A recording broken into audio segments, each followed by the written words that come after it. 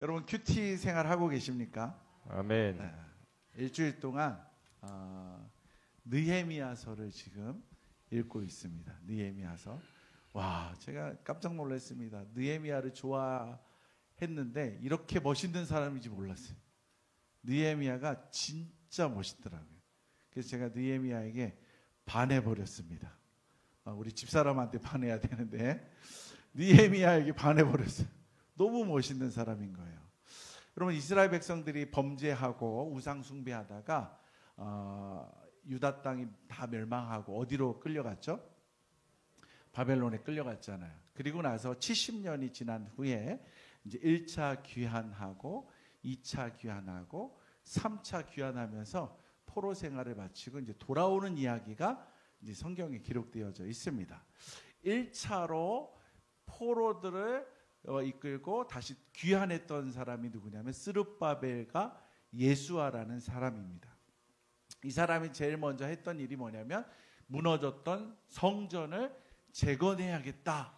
근데 성전을 재건하려고 했는데 반대하는 세력이 너무 강력해가지고요, 성전을 짓지를 못합니다. 그때에 또 도움의 손길이 몰려오는데 누구냐? 2차 귀환할 수 있는 사람들을 모집해서 유다 땅에 돌아와서 성전을 재건한 사람입니다. 그 사람의 이름이 에스라입니다. 에스라 들어보셨죠? 예, 느헤미야, 에스라, 느헤미야 들어보셨죠? 느헤미야의 성전이 건축된 거예요. 그리고 나서 성전 주변으로 성벽을 자꾸 쌓으려고 하는데 공격하는 세력들이 있어서 자꾸 성벽이 무너져 내리는 거예요. 그리고 성문이 불탄 거예요. 그리고 약탈당하는 일들이 생겨난 거예요.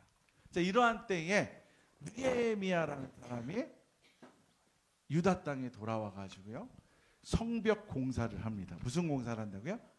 성벽 공사를 합니다. 며칠 동안의 성벽 공사를 완공하냐면 52일 만에. 며칠이요? 12일. 와, 여러분, 그냥 우리 집 짓는데도 2달, 3달 걸리는데 예루살렘 주변의 성을 재건하는데 며칠 걸렸다고요? 52일. 새로운 사람이 와서 백성들의 마음을 얻고, 그 다음에 준비를 하고, 그 다음에 설계하고, 그 다음에 성벽을 쌓는데 시간이 엄청 오래 걸릴 텐데 어떻게 52일 만에 그 일을 행했는지 정말 기가 막힌 거예요. 그것뿐만이 아니에요. 또 뭐를 했느냐? 종교 개혁을 일으켜서 백성들이 하나님께로 마음을 쏟도록 하는 운동을 벌입니다. 그래서 느헤미야는 3가지의 큰 업적이 있는데, 첫 번째는 3차 귀환을 이끌었던 성공적인 리더십을 가진 사람이었다. 두 번째는 뭘 건설했어요? 성벽을 52일 만에 완공한 사람이었다. 세 번째는 뭐예요?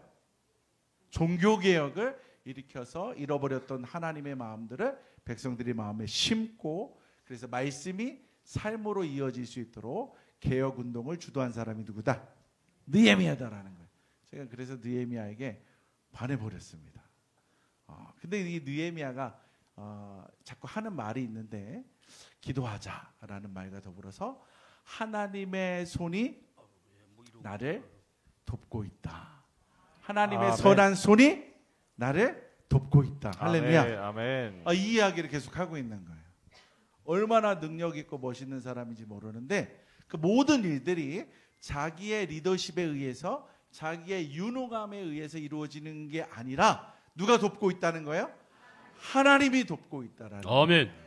이런 느헤미야 이야기를 7가지 이야기로 한번 나눠보려고 합니다. 제가 원래 첫째, 둘째, 셋째, 넷째, 5째, 6째, 7째 들어본 적 있으세요? 한 번도 안 했는데 오늘은 처음으로 제가 첫째부터 해서 7번째까지 한번 가보려고 합니다. 첫째, 느헤미야는 사명이 있는 사람입니다. 아멘. 여러분, 사명이라는 것이 뭐냐면 어떤 사건을 바라볼 때 내 마음이 불편해지는 거예요. 참 희한합니다. 어떤 사건을 바라볼 때 내 마음이 불편해요. 그런데 신기하게 저 사람들은 하나도 불편하지 않는데 나만 불편해. 이게 이제 하나님이 나에게 주시는 사명인 거예요. 느헤미야가 지금 바벨론에 살았어요. 그리고 바벨론이 페르시아에게 이제 점령당해서 페르시아에 살게 된 거예요. 그리고 이 느헤미야가 왕 곁에서 술 맡은 관원장이 되어서 살아갑니다. 그 당시에 술 맡은 관원장은 왕의 최지근거리에서 왕과 함께 식사하는 모든 자리에 참여했기 때문에 가장 많은 정보력을 가진 사람이 누구냐? 술 맡은 관원장이에요. 그래서 주기는 좀 낮지만 실세 중에 실세가 누구냐? 술 맡은 관원장이에요. 이 관원장이었던 이 느헤미야가 이상하게도 예루살렘에 관심이 많은 거예요. 유다 땅에 관심이 많은 거예요. 근데 너무 신기한 게 이 느헤미야가 어디서 태어났는 줄 아십니까? 예루살렘에서 태어났을까요? 아니에요. 그럼 어디서 태어났냐? 바벨론에서 태어나다가 페르시아에서 산 사람이에요. 외국 땅에 산 사람인데 이상스럽게 유다에 관심이 많은 거예요. 여러분 선교사님들이 왜 선교지 나가죠? 한번 갔다 왔는데 자꾸 눈에 밟히는 거예요. 밟히는 거예요. 제가 너무 잘 아는 형님이 지금 김천에서 목회를 하고 계시는데 그분이 저와 함께 알라스카를 가려고 했습니다. 미국의 알라스카 있죠. 얼음 있는데 원래 저보고 이제 선교사님이 가자고 해서 제가 비자 신청을 하려고 했는데 혼자 가면 외로울까봐 선교적인 사명을 가진 형님이 있어서 알라스카 가면 2년 만에 영주권 나온대. 그래서 제가 꼬셨습니다. 그런데 이 형님이 기도해보고 결정하겠다고. 근데 기도하는 가운데 꿈을 꿨는데 갑자기 펭귄들이 나타난 거예요. 펭귄들이. 야, 하나님이 펭귄으로 응답하시는데 눈만 뜨면 펭귄들이 돌아다니는 거예요. 그래가지고요, 이 펭귄 때문에 저랑 같이 비자 신청을 했습니다. 그런데 저는 비자에서 떨어지고 그 형님은 비자가 돼가지고 알라스카를 갔다 왔어요. 펭귄 때문에. 와, 참 희한하지 않습니까? 근데 저는 어디에 이제 관심이 있냐면 일본에 관심이 있는 것 같아요. 제가 어느 날 새벽에 기도를 막 하고 있는데 통성으로 이제 기도를 하고 있는데 나도 모르게 일본어로 기도가 나오는 거예요. 생전 그런 기도 별로 하지 않았는데 이상하다. 왜 내가 기도를 하는데 일본어로 일본이 자꾸 생각이 나면서 기도를 하고 있지? 이런 이제 마음이 들어서 궁금증을 갖고 이제 집에 돌아와서 날짜를 확인해 보니까 그날이 3월 11일인 거예요. 여러분 3월 11일 날 일본에 무슨 일이 있었는지 아시는 분 계십니까?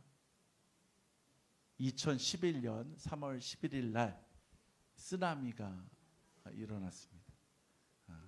강진이 9.0이었어요. 그리고 쓰나미가 30m 이상 해가지고요.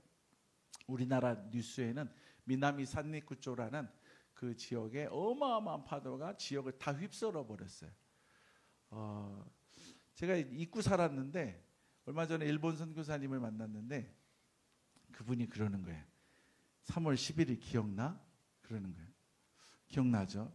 그날 재원이 졸업식 날이었는데 기억나? 그랬나요? 우리 아들 군대 갔죠. 3월 11일 날 졸업식 했거든요. 졸업식 해서 식당 가서 만찬을 하는데 접시 다 막 쓰러지고 난리가 났어요. 집에 왔더니 냉장고 쓰러지고 차단스 다 쓰러지고 막 그런 날이었는데 3월 11일 날 하나님이 일본을 놓고 기도하라고 하시면서 네가 일본에 대한 마음을 놓으면 안 된다라고 하나님이 그런 마음을 주시는 것 같아요. 그러니까 저는 일본에 가지는 못했지만 일본을 향한 마음을 가지고 기도하고 있고 어떻게 선교해야 되는지 늘 구상하고 기도하고 있습니다.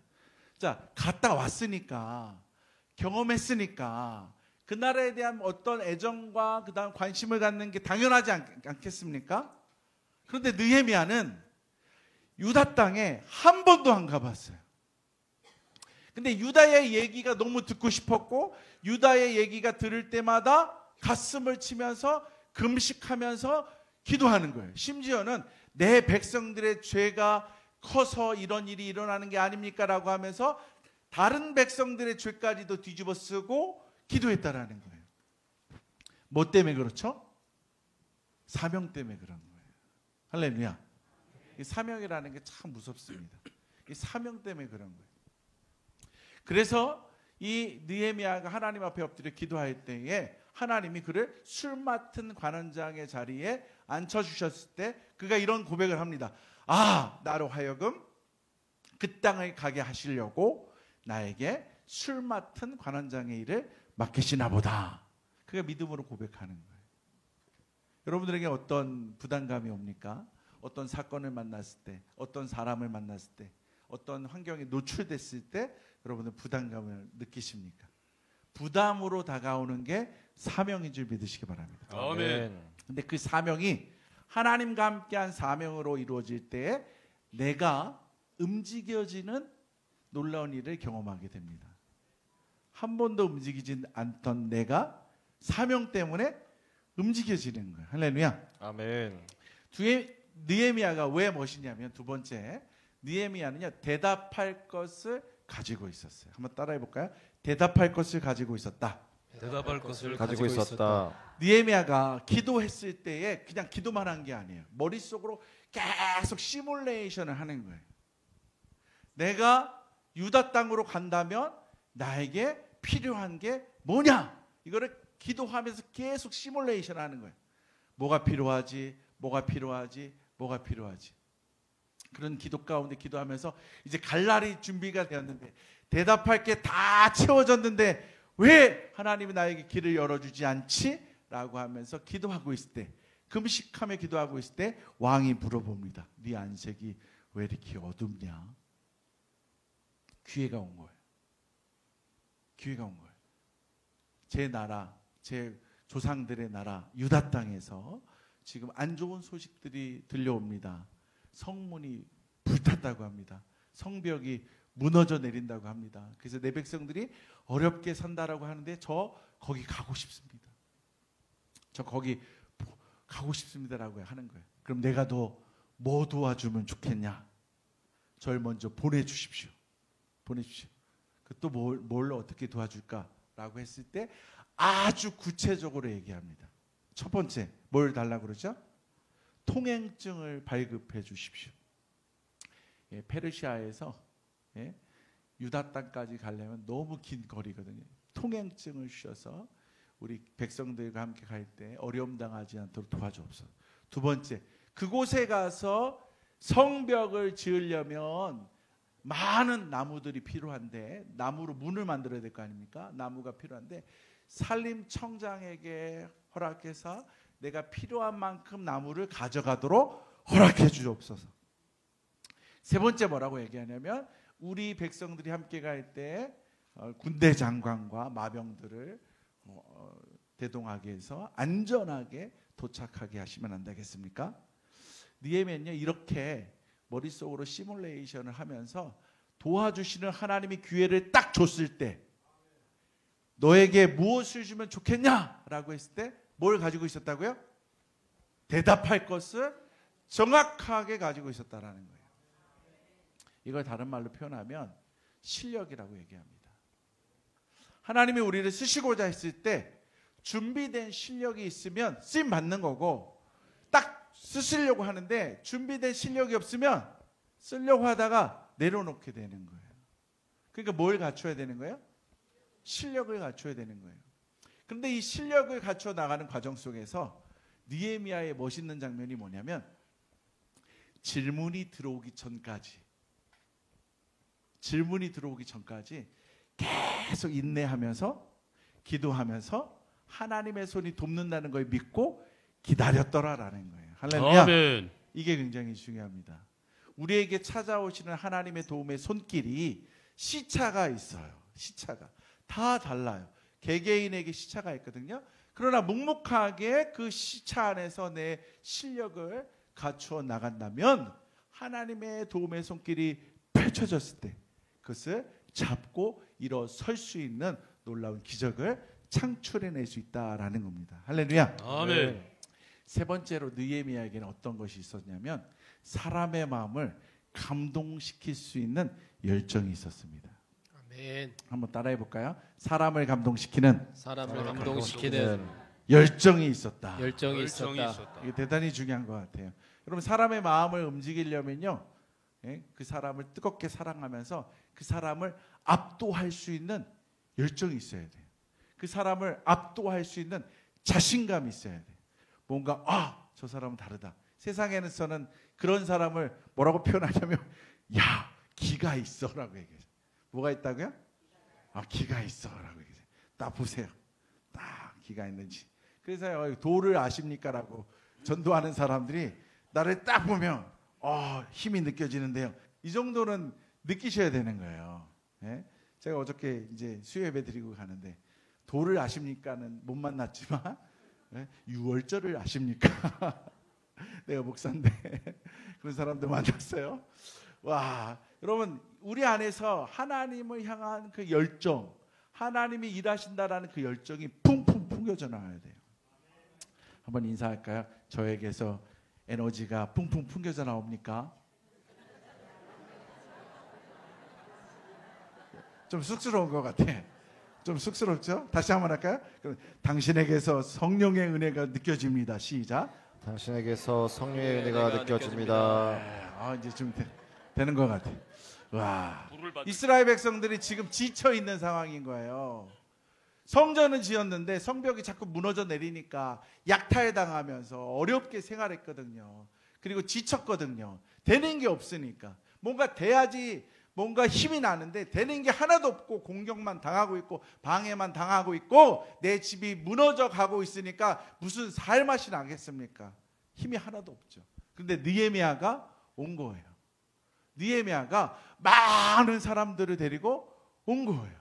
그리고 느헤미야가 사람들을 불러 모아놓고 이야기하기 시작하는데 이 사람은 이 땅을 다 알고 있는 것처럼 얘기하는 거예요. 신기하죠. 백성들은 아무도 그가 밤에 말을 타고 나가서 이 도성을 시찰한 것을 몰랐지만 느헤미야는 시찰 다 하면서 구석구석을 다 보고 온 거예요. 그래서 훤히 다 내다보는 가운데서 백성들에게 이야기를 시작하는 겁니다. 할렐루야. 아멘. 다 무너졌지만, 성벽이 무너졌지만, 성문이 불탔지만, 우리에게 보이는 건 희망도 보이지 않지만 우리가 희망을 가져야 된다라고 불을 넣고 있는 거예요. 참 느헤미야는요, 이 파도 타기를 잘하는 것 같아. 지금 여기에 힘이 없는 사람들이 있었지만, 시들시들해 가는 사람들이 있었지만, 그가 누구랑 함께 왔습니까? 귀환한 새로운 사람들을 거동해서 페르시아부터 왔잖아요. 그러니까 여기에 지금 새로운 사람들이 와가지고 생명력이 막 들어가는 거예요. 할렐루야. 아멘. 저는 우리 담임 목사님 보고 놀라는 게 있는데 12월 1일자로 교육자들이 들어옵니다. 얼마나 신비로운 교육자들이 옵니까? 그럼 그 신비로움을 가지고 어떻게 하면 이 서강 공동체에 새바람을 일으킬까? 이거에 막 집중하시면서 이 새로운 사역자들을 통해서 새바람을 팍 일으키는 거예요. 아주 머리가 되게 비상하신 분이시죠. 네. 느헤미야가 그 비상함을 가지고 생명력을 막 불어넣는 거예요. 생명력을 막 불어넣는 거예요. 그러면서 뭐라고 얘기하냐면 나를 하나님이 여기에 보내셨는데 이것은 보이지 않는 하나님의 손이 작동했기 때문입니다. 아멘. 여기에 수많은 사람들이 몰려왔는데 이 모든 것들도 하나님의 보이지 않는 손이 작동했기 때문입니다. 아멘. 비록 우리의 처지가 이렇게 험한 인생으로 살아가고 있지만 성벽 공사 완공될 줄 믿습니다. 아멘. 사람들을 불러놓고 막 불을 막 집어넣는 거예요. 생명을 막 집어넣는 거예요. 거기에 뭐가 들어있습니까? 하나님의 손이.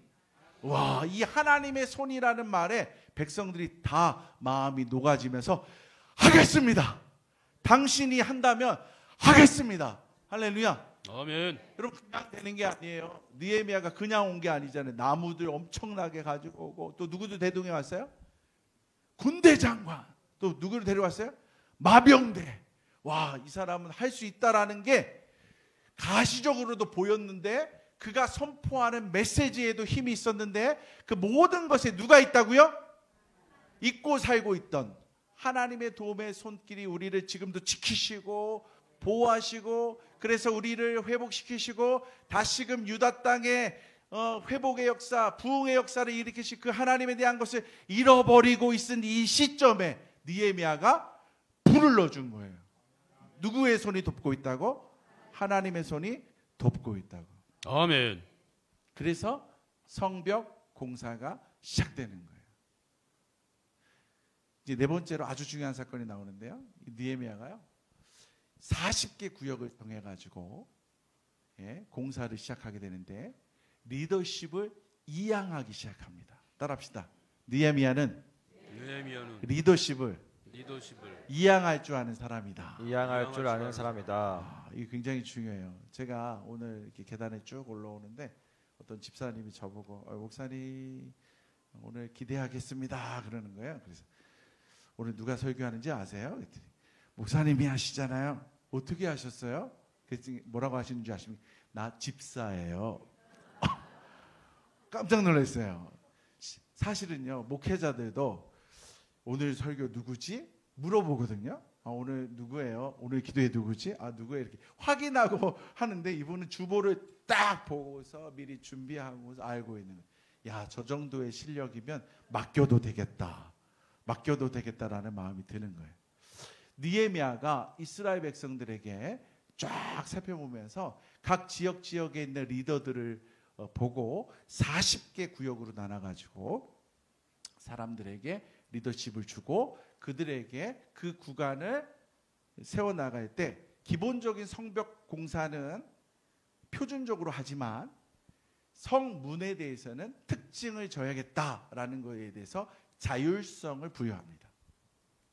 여러분 성을 세우면 몇 개의 문을 닫을까요? 보통 동서남북에 큰 문들을 답니다. 그런데 이 문은 해가 떨어지면 닫히는 거예요. 열지 않아요. 적군이 쳐들어오면 안 되니까. 그런데 아직 시간을 못 맞춰가지고 밖에서 들어오지 못한 사람들이 있을 수 있거든요. 그러면 그 사람들은 어떻게 통행을 하느냐? 작은 문을 세워놓고 통행을 하는 거예요. 그래서 느헤미야는 그 작은 문을 만드는 것은 각자 맡은 사람에게 자율성을 주었다라는 거예요. 리더십을 이양해서 그를 믿고 그가 잘할 수 있도록 해줬다라는 거예요. 몇 군데만 한번 찾아보도록 하겠습니다. 느헤미야서 3장 1절 말씀에 보면 1절 말씀, 그때 이에 대제사장 엘리야십이 그의 형제 제사장들과 함께 일어나 양문을 건축하여. 자, 제사장들이 뭘 건축해요? 양문. 양문은요 제사에 쓸 짐승들이 들어가는 문이에요. 제일 대표적으로 쓰이는 양이 출입하는 거예요. 그러면 양의 출입에 대해서 누가 제일 잘 알아요? 제사장들. 그래서 양문은 제사장들이 해라라는 거예요. 3절 말씀 보면 어문은 하스나가 자손들이 건축하여. 어문은 뭐냐면 물고기예요. 지금 예루살렘은 사실은 산꼭대기에 있는 성이거든요. 근데 이 물고기는 어디서 제일 많이 오느냐? 갈릴리에서 오는 거예요. 다른 말로 표현하면 장사치들이 오고 가는 문이 있다라는 거예요. 이 장사치들이 오고 가는, 그래서 장사하는 사람들이 시장을 열고 제일 많이 사는 사람에게는 어문을 만들도록 지시를 했다라는 겁니다. 14절 말씀에 보면 분문은 베타게렘 지방을 다스리는 레갑의 아들 말기야가 중수하여. 이 분문이 뭐냐? 오폐수가 나가는 문입니다. 똥 싼 거, 그 다음에 짐승 죽은 거, 사람 시체 이런 것들이 나가는 문이 분문인 거예요. 이거는 그것이 통과된 그 지역에 사는 사람들이 제일 잘 알아. 어떻게 만들어야 되는지 이런 것들을 그 사람들에게 재량권으로 맡겨서 그 사람들이 일할 수 있도록 위임의 법칙에 그런 리더십을 소유한 사람이 바로 누구였다? 느헤미야였다라는 겁니다. 다섯 번째, 느헤미야가 뭘 잘했느냐? 방해꾼들이 있었어요. 방해꾼. 어떤 사람이 방해꾼입니까? 산발락과 도비야와 아라비아 사람, 이 대표적인 사람들이 있었어요. 이 사람들이 계속 비난하고 비방하고 공격해오고 난리도 아닌 거예요. 그래서 반절은 군대로 반절은 공사하는 사람으로 세웁니다. 심지어는 반절 공사하는 사람들도 허리에 칼을 차고 한 손에는 도구를 들고 공사하게 하면서도 끝까지 싸워 이기면서 완성해 가도록 격려하는 놀라운 일들을 행합니다. 할렐루야. 적군이 왔을 때 두려워했다 하지 않았다? 두려워하지 않았다는 거예요. 두려워하지 마십시오. 용기를 주면서 당신들 할 수 있습니다 라고 용기를 북돋으시면 조금만 더 하면 됩니다. 조금만 더 하면 됩니다 라고 하면서 그냥 무작정 하나님만 의지하는 게 아니라 내가 할 수 있는 영역에서 보초를 서고 내가 할 수 있는 영역에서 무기를 차고 내가 할 수 있는 영역에서 2배의 헌신도를 요구하면서까지도 끌고 가는 뭐가 있어요? 추진력이 있었어요. 그 추진력 때문에 이 느헤미야는요 적들의 공격을 이겨내면서 끝내 성벽 공사를 완성해 갑니다. 6번째, 성벽 공사를 하다가 문제가 있다는 것을 발견합니다. 내부적인 문제가 있다는 걸 발견해요. 한번 따라해 볼까요? 느헤미야는 내부의 문제를 공개시켜서 해결해 나간다. 여러분, 성벽이 무너져 나가서 침략자들이 들어와서 내 모든 것들을 빼앗아갔다. 대부분 뭘 가져가죠? 침략자들은 값어치 나가는 거, 그 다음에 식량, 약한 사람들 끌고 가지 않습니까? 그러니까 내가 먹을 게 없어진 거예요. 먹을 게 없으면 누구한테 가서 이제 먹고 사와야 돼요? 부자한테 가서 이제 먹고 사. 돈 없으면 땅이라도 잡혀 땅 문서 갖다 주는 거예요. 근데 땅 문서를 갖다 줬는데 세금 낼 시간이 다가왔네요. 세금을 못 내는 거 어떡하죠? 그러면 세금을 내야 되니까 이 지도자들에게 가서 달러빚을 얻어보는 거예요. 달러빚을 얻었어요. 그런데 가뭄이 오니까 또 먹을 것이 없네. 또 달러빚도 못 갚네. 그러니까 어떻게 합니까? 자기 자녀들을 노예로 그 돈 빌려준 사람에게 건네주는 거예요. 그러니까 공사하러 나온 사람들이 성벽을 지금 재건하고 있는데 고되게 적군과도 싸워야 되고 한 손에는 칼 들고 한 손에는 연장 들고 지금 성벽 쌓고 있는데 집에 가면 우는 거야. 내 새끼가 뭐 하고 있으니까? 종살이 하고 있으니까. 막 우는 거예요. 그 우는 소리가 느헤미야에게 들려지는 거예요. 그래서 느헤미야가 지도자들을 불러놓고 얘기합니다. 이 사람이 실수를 해서 나쁜 짓을 해서 실패한 것 가운데에 땅 문서를 잡히고 그 다음에 자녀들을 노예로 팔아먹었다면 그에게 책임이 있겠지만 성벽이 무너져 내리면서 약탈당하고 어려움당하고 이러한 환경 속에서 내 백성들이 다 울고 있는데 어떻게 지도자라는 사람들이 달러빚을 내면서 이자놀이를 하면서 어떻게 내 백성들을 착취하고 그들의 자녀들을 노예 삼을 수 있느냐라고 엄하게 채찍질을 합니다. 그러면서 느헤미야가 말하기를 나는 임금을 받지 않겠다. 나는 내 월급 받지 않고 나는 일하겠다. 나부터 솔선수범할 테니까 너희들도 종으로 삼았던 자들 다 돌려보내고 함께 살아가자. 하나님이 원하시는 길을 선택하자라고 책망과 더불어서 함께 더불어 살아갈 수 있는 길을 열어줍니다. 그래서 잃어버렸던 종으로 팔려갔던 자녀들이 집으로 돌아오는 거예요. 할렐루야. 아멘. 자녀들이 돌아오는 거예요. 야, 이와 함께 살아간다면 하나님께도 내 마음을 드릴 수 있고 그리고 우리의 그 보호막인 성벽도 재건될 수 있으니 더 열심히 하자. 이러한 상황 가운데서 52일 만에 성벽이 완공되는 기적의 역사가 나타난 줄 믿으시기 바랍니다. 아멘. 와, 이게 얼마나 기가 막힌 일인지 몰라요. 하나님이 도와주신 거죠. 느헤미야와 함께 하신 하나님이 백성들의 마음을 움직이시고 지도자의 마음들을 움직이시면서 완팀이 돼가지고 이제 새로운 유다 백성의 공동체가 세워져 가고 있는 거예요. 참 기가 막힌 타이밍에 딱 날짜를 세보니까 그날이 7월 1일이었다라고 성경이 기록합니다. 언제라고요? 7월 1일. 여러분 7월 1일이 뭐 하는 날인 줄 아십니까? 이스라엘 백성들은 이때에 나팔을 붑니다. 나팔절이에요. 새해가 시작되었다. 나팔절. 그래서 이 느헤미야가 누구를 요청하느냐? 성전을 완공시켰던 2차 포로 귀환을 이끌어낸 학사, 그러니까 교수님 겸 제사장의 역할을 가지고 있던 에스라를 뽑아냅니다. 앞으로 끌어냅니다. 그러면서 두 사람이 협업하면서 시너지 효과로 종교 개혁을 일으켜냅니다. 그래서 7번째는 뭐냐면 따라해 봅시다. 협업하여 시너지를 내는 사람이 느헤미야다라는 느헤미야다. 와, 놀라운 일을 합니다. 느헤미야가 나와서 모세 오경의 말씀을 선포하기 시작합니다. 그리고 이제 초막절 절기를 지킵시다 라고 선언합니다. 그러면서 우리가 알고 있던 지식을 이제 몸으로 행해 가면서 삶으로 증명하는 믿음의 생활을 선택한다면 하나님이 우리와 함께 할 것이라는 믿음을 심어주기 시작합니다. 그리고 나서 계속해서 여러 가지 것들을 합니다. 안식일을 지켜야 합니다. 안식년을 지키면서 하나님의 법이 이 땅 가운데 실현되도록 해야 합니다 라고 얘기합니다. 성전에서는 제사가 이루어지게 해야 합니다. 성전에서 일하는 레위인들이 마음껏 일하고 하나님의 진리의 말씀을 가르칠 수 있도록 여러분들은 10의 1조를 내고 10의 1조를 낸 것을 가지고 레위인들이 먹고 살게 하시고 이들로 하여금 하나님의 나라의 진리가 선포되도록 해야지만 우리 안에 하나님의 은혜가 임할 수 있습니다라고 격려하기 시작합니다. 그러면서 이스라엘 백성들이 모여들기 시작하는 거예요.